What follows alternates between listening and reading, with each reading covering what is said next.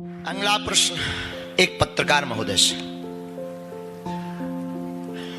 गुरुवर के चरणों में प्रणाम। आपकी जय। सबसे पहले तो सनातन धर्म में चरित्र और संस्कारों का आज जो गिरावट आ रही है उसको अपन स्थापित करने के लिए गुरुजी अपनी ओर से क्या करेंगे, सबसे पहले तो हम आपसे ये जानना चाहेंगे। बहुत सुंदर प्रश्न। चरित्र में और संस्कार में गिरावट अगर आ रही है तो सबसे पहले हम आपको बता दें कि ये संस्कारों में गिरावट आने का कारण है कि हम लोगों ने अपने दादाओं की पद्धति को छोड़ दिया है। हमारे पिताजी तो हमारे दादाजी जब आज से यही कोई 4-6-8 साल पुरानी बात मान लीजिएगा, दादाजी को तो बहुत दिन हो गए, और 10-12 साल पहले हमारे दादाजी, हमारे पिताजी, हमारे चाचा जी, ताऊ, पूरा परिवार घर पे शाम को जब भोजन करते थे ना तो बैठने के बाद रामचरितमानस का पाठ करवाते थे। और आज प्रत्येक घर से रामायण का पाठ बंद हो गया है। रामायण का पाठ करवाते थे तो रामायण में लिखा है, चौपाइयां आती हैं, प्रातः काल उठ के रघुनाथा माता पिता गुरु ना वही माथा। राम जी प्रातः काल उठ करके माता पिता गुरु को प्रणाम करते हैं। जब हमारे चाचा लोग, ताऊ लोग और हमारी माँ जब हमसे रामायण पढ़वाती थी हम पढ़ते थे, तो फिर रामायण को पढ़ने के बाद माँ हमको बाद में कहती, हमारी माँ पढ़ी लिखी नहीं है पर रामायण पढ़वाती थी माँ हमसे कहती थी, बेटा देखो राम जी प्रातः काल उठ करके माता पिता और गुरु को प्रणाम करते हैं। उस दिन के बाद हमने भी प्रारंभ कर दिया था। तो जिस दिन भारत में ये पुनः पद्धति रामचरितमानस की पढ़ने की, बच्चों को पढ़ाने की, गीता और रामायण, केवल एक ग्रंथ रामायण, बहुत भटकिए मत, केवल एक ग्रंथ रामायण आप छोटे बच्चों को पढ़ाना प्रारंभ कर दीजिए। अपने घर में रोज 5 दोहा पढ़वाइए और उनके अनुसार बच्चों का आचरण प्रारंभ करवा दीजिए।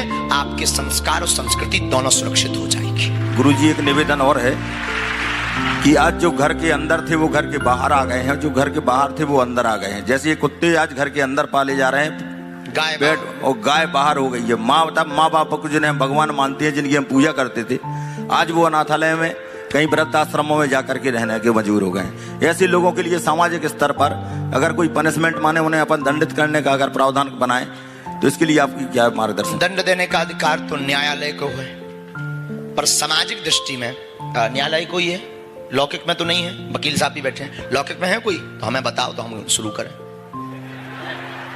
माइक लीजिए ना। हाँ, माइक लीजिए। न्यायालय के अलावा है क्या समाज में कुछ ऐसा दंड? ऐसे लोगों का सामाजिक बहिष्कार किया जा सकता है। किया जा सकता ना, ये कर सकते हैं, क्योंकि हमें कानून के और खिलाफ भी नहीं जाना है। तो आपने कहा है कि अगर जो माता पिता को बाहर कर रहा है, जो माता पिता को नहीं मान रहा, तो अब भारत के लोग जितने यहां पर सुन रहे हो, इस प्रोग्राम को बाद में देखेंगे, राष्ट्र निर्माण के लिए सनातन की क्या भूमिका होनी चाहिए, इस पूरे प्रोग्राम को देखने वाले प्रत्येक भारतीय लोगों से प्रार्थना है, जो माता पिता को बाहर करे उसको समाज से बाहर करो।